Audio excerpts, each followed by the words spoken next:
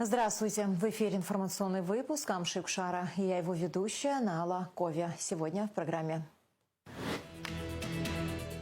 В селе Бармыч прошла торжественная церемония передачи школьного автобуса, подаренного Санкт-Петербургом.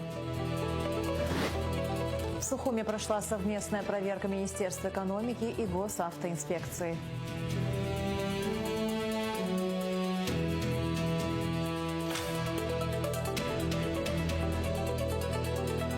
В Абхазском государственном университете прошла школьная международная биологическая конференция для учащихся 7-11 классов.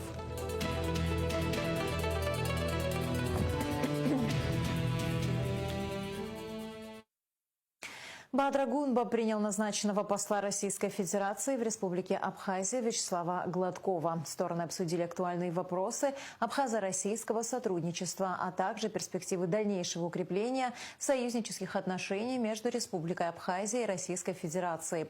В ближайшие дни состоится официальная церемония вручения Вячеславом Гладковым верительных грамот президенту Республики Абхазия Бадре Гунба. Указом президента Российской Федерации Владимира Путина от 26 июня 2026 года Вячеслав Гладков назначен послом России в Абхазии. 10 студентов Сухумского государственного колледжа пройдут курсы повышения квалификации по программе «Кондитер» базовый в Институте гастрономии СФУ в Красноярске с 20 июля по 1 августа. Финансовую поддержку, связанную с их проездом и проживанием, окажет правительство Абхазии. Вице-премьеры Вараздат Минасян и Майя Цибулевская обсудили с представителями профильных ведомств программу дополнительного профессионального образования для специалистов гастрономической сферы, реализуемую на базе Института гастрономии Сибирского федерального университета в Красноярске.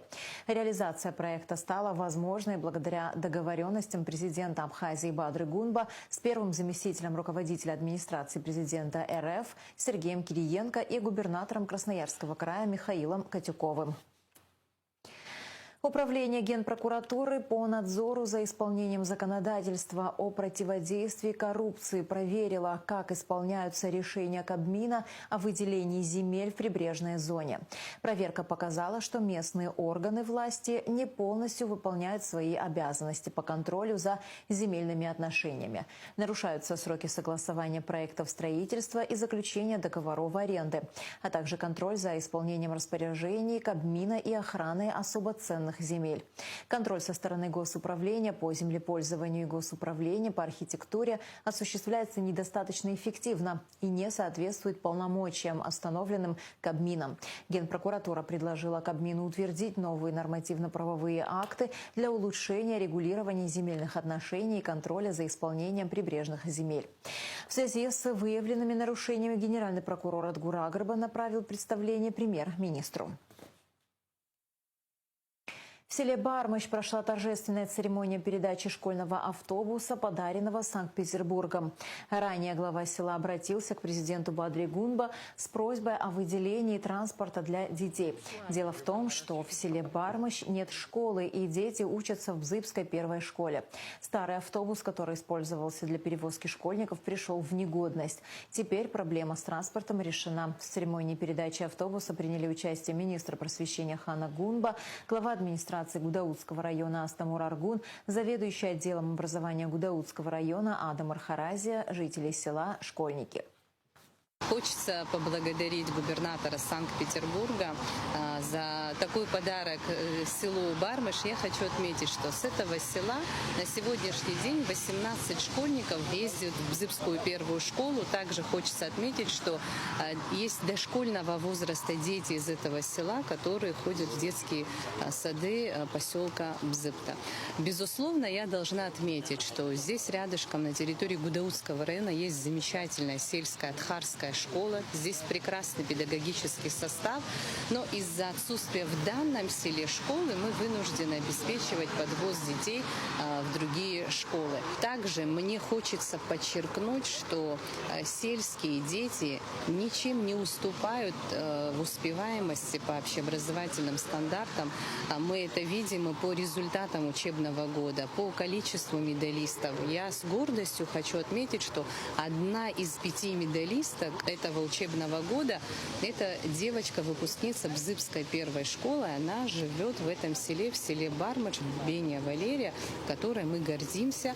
Это еще раз подчеркивает и говорит о том, что в сельских школах в селе можно получить качественное образование. В текущем году 5 автобусов было передано по линии гуманитарной помощи школам. Это Махадырская школа получила в помощь автобус школьный, это Абгархукская школа получила, это Кулановская школа получила. Также вам известно, что в течение 2025 года 42 школьных автобуса получили наши общеобразовательные учреждения. Безусловно, это большая помощь и большая поддержка образовательной системе, за что мы хотим выразить благодарность главе государства. В Сухуми прошла совместная проверка Министерства экономики и госавтоинспекции. Специалисты решили посмотреть, насколько комфортно и безопасно организована работа коммерческого общественного транспорта, маршруток и автобусов.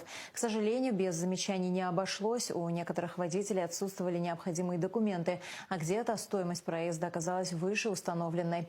Какие меры принимаются, чтобы поездки стали комфортнее, и что делать пассажирам, если возникли вопросы по стоимости билета, расскажем в нашем репортаже.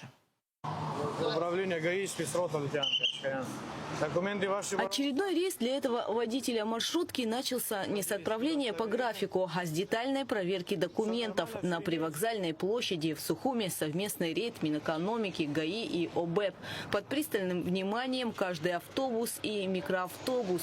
И первые нарушители попадаются практически сразу. Водитель управляет автобусом без водительского удостоверения. Мы сейчас проверим него по факту, они есть или он просто где-то забыл. По его словам, судя со слов, он их оставил в другой машине. Отсутствие лицензии и карточек учета – проблема распространенная. Однако чаще всего жители и туристы жалуются на необоснованное завышение цен. Игнорируя официальные тарифы, некоторые водители устанавливают собственные расценки. Если раньше проезд в городских маршрутках стоил 40 рублей, то теперь почти все водители самовольно требуют 50. 50 рублей. 150, 100 даст, 140 даст, ничего не говорит. Выявлено завышение стоимости, в частности на внутригородских, на междугородних маршрутах. Выявлены нарушения в том числе по соблюдению лицензионного законодательства. Это отсутствие карточек учета водителя транспортного средства. Сами водители оправдывают завышение тарифов ростом цен на топливо и запчасти. В правительстве эту проблему понимают. Сейчас на рассмотрении Кабинета министров находится законопроект о пересмотре тарифов на пассажирские перевозки. Вместе с тем хочется отметить также, что в настоящее время в правительстве находится проект. Значит, если правительство поддержит, то соответствующие цены на проезды будут пересмотрены. То есть действительно значительное увеличение стоимости дизельного топлива, и в настоящий момент правительство занимается вопросом пересмотра этих тарифов. Однако пока документ не принят и новые цены не утверждены законом, любые попытки брать с людей больше положенного – это правонарушение. Коллеги выписывают штрафы в зависимости от нарушения. Если это завышение стоимости, то гражданам на месте должны компенсироваться, значит, это разница, которую они переплатили. Плюс на автотранспортное предприятие будет выписан штраф. А в отношении отсутствия лицензии выписывается штраф за незаконное предпринимательство. Рейдовые мероприятия с участием сотрудников Министерства экономики, ОБЭП и госавтоинспекции отныне будут проводиться на регулярной основе. Причем не только в столице, но и по всей республике. Гугуца Вардания, Алексей Гухава, Абхазское телевидение. В Государственном внебюджетном фонде инвалидов Отечественной войны народа Абхазии прошла встреча с матерями и вдовами погибших в СВО из Дагестана. Приезд гостей организован в рамках проекта «Сохраняя в памяти», который реализует движение «Матери Абхазии за мир и социальную справедливость». Проект поддержан Российским фондом президентских грантов в рамках грантового конкурса «Созидатели». Репортаж Азины Ханагуа. В их глазах безмолвная невыносимая боль, которую не выразить словами. Матери и вдовы, потерявшие самых дорогих людей в СВО, приехали из Дагестана в Абхазию уже во второй раз. Их сердца говорят на одном языке с абхазскими матерями. Горе не знает границ, а память о сыновьях и мужьях, вставших на защиту Родины, объединяет крепче любых слов. Фонд инвалидов нас познакомил с выдающимися, знаменательными, что ли, женщинами дагестанскими, крепкими, стойкими, чьи мужья и дети сражались и сражаются сейчас на специальной военной операции и защищают наш общий мир, наши ценности, где вместе с вами, с вашими соотечественниками воюют и наши абхазские бойцы и воины. Поэтому боль ваша нам близка. Знакомство, которое произошло в Фонде инвалидов Отечественной войны народа Абхазии с вами, вот эта дружба продолжается. Это очень важно, что вы захотели и продолжать, что ли, с нами общаться, встречаться, перенимать этот опыт. К сожалению, горький опыт. Неважно, 10 сыновей или одного сына отправляешь, у мамы разницы нет. Но спустя годы я понял, что не мы войну выиграли, а выиграли войну нашей мамы, которые даже секунду не задумались и даже одно слово не сказали, может, подождете там или что-то изменится. Нет, они с первых дней сказали, если надо умирать за Родину, значит, надо защищать. И я уверен, что каждый из вас так воспитал сына, который отдали жизнь или защищают сегодня, что да, мы мужчины, мы обязаны защитить, но это благодаря вас, мама. Что такое потерять своего ребенка? Всю полноту этого груза и боли не поймет никто, кроме мамы, отметил Аляс Авицба. Герой нашего времени, участник СВО, подчеркнул, что ему посчастливилось находиться в одном окопе, в одном блиндаже с ребятами из Дагестана. Вы знаете, там зародилось какое-то братство сильнее всего на свете.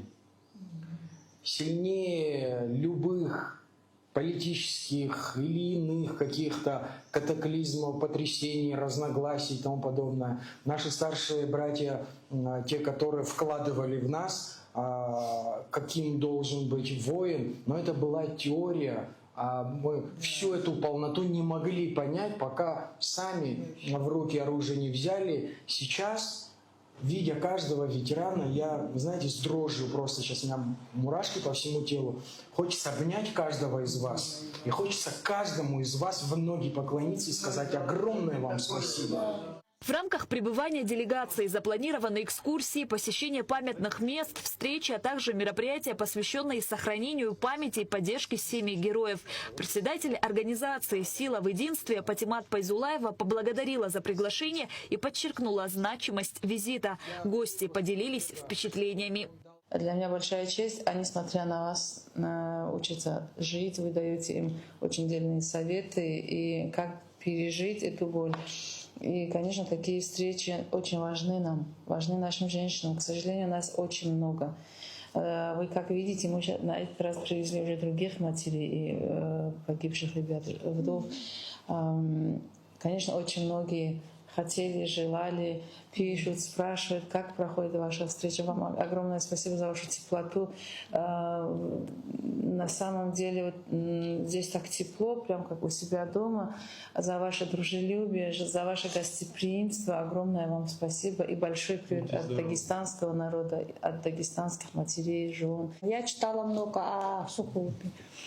И мне вот интересно стало, как только я начала изучать какую-то часть истории, и тут же я вот там оказываюсь. И вот мы все матери, жены, мы понимаем, что вот в трудные времена рождают сильных людей. И вот когда мы с вами общаемся, делимся нашими не только хорошими событиями, да, мы друг друге, даже если мы ничем не можем физически помочь, слово, оно всегда согревает. И во все времена, и в хорошие времена, и в не очень хорошие времена. Цель мероприятия – оказать психологическую поддержку матерям из Дагестана и передать им опыт общественной и социальной работы, накопленный движением «Матери Абхазии за мир и социальную справедливость». В знак признательности гости вручили грамоты и памятные подарки председателю движения Гули Кичба и председателю Государственного внебюджетного фонда инвалидов Отечественной войны народа Абхазии Дмитрию Тарпа. Шазина Ханагуа, Раму Камге, Абхазское телевидение. В Абхазском государственном университете прошла школьная международная биологическая конференция для учащихся 7-11 классов. Прозвучали интересные доклады, посвященные актуальным темам биохимии, экологии, растений и зоологии.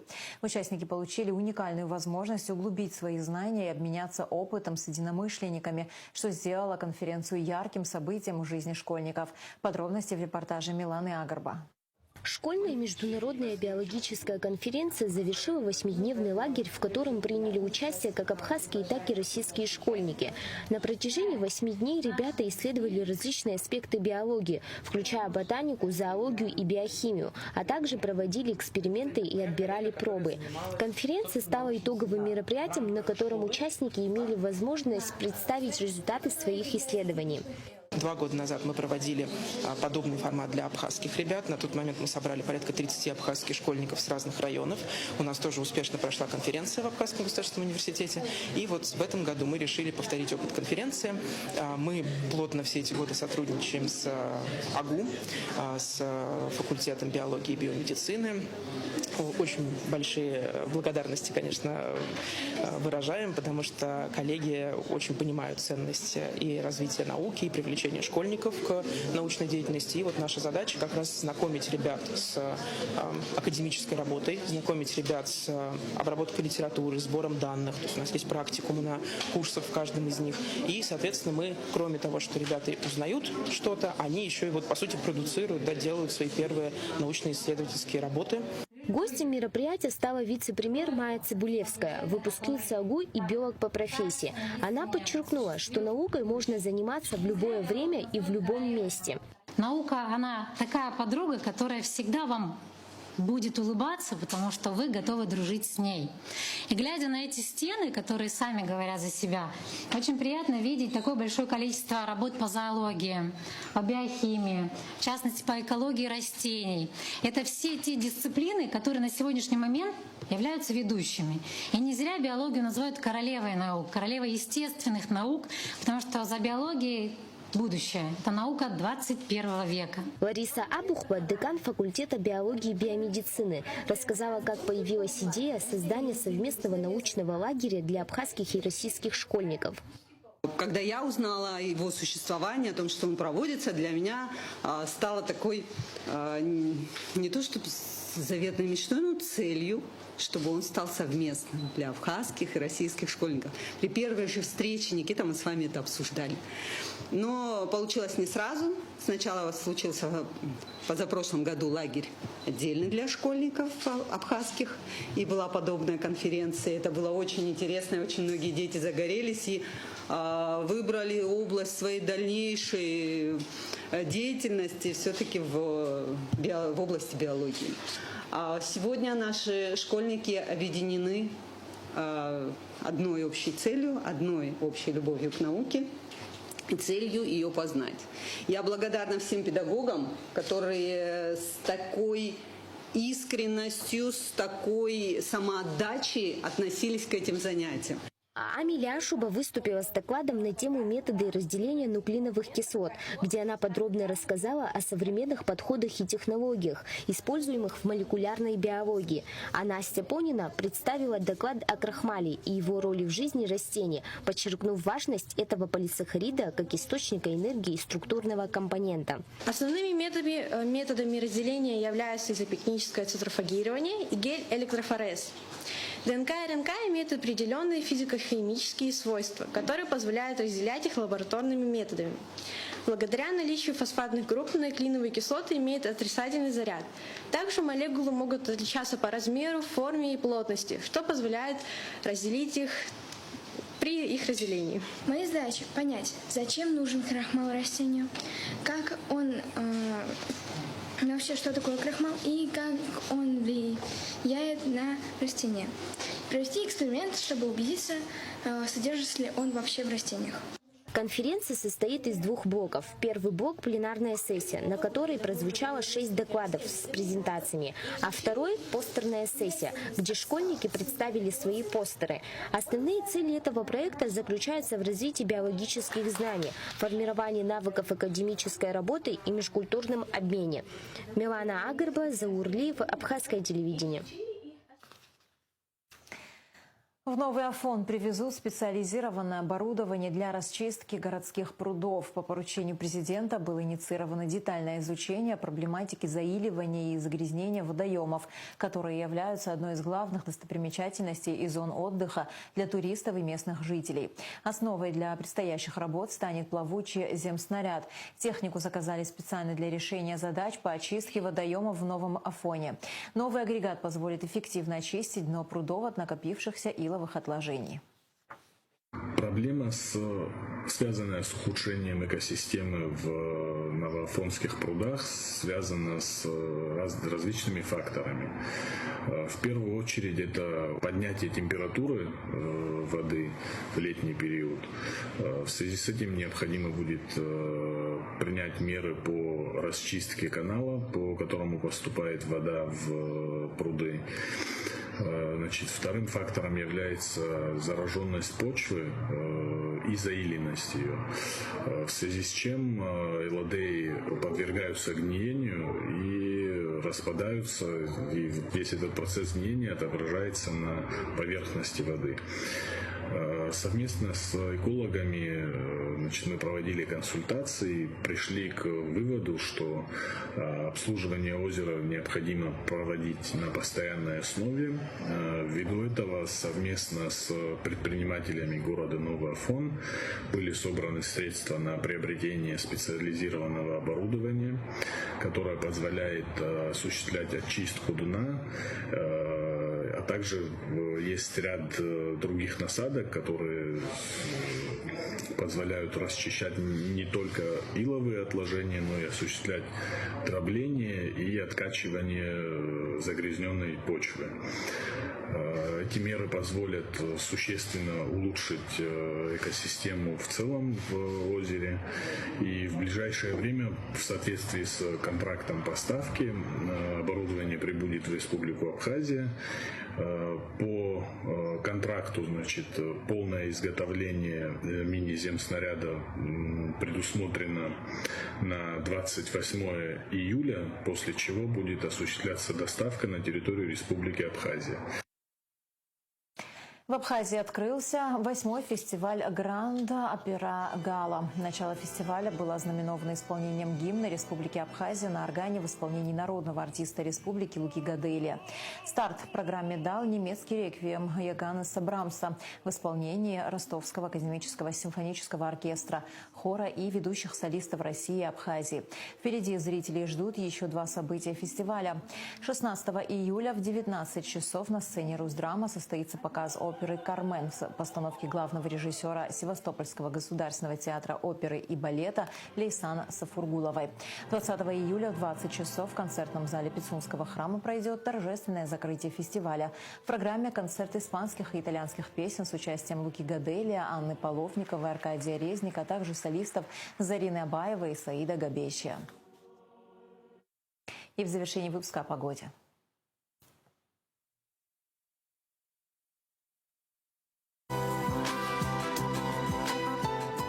В среду, 15 июля, в Абхазии ожидается переменная облачность, кратковременный дождь, гроза, высокий индекс ультрафиолета. Температура воздуха ночью 16-21, днем 21-26 градусов. Температура морской воды 26 градусов.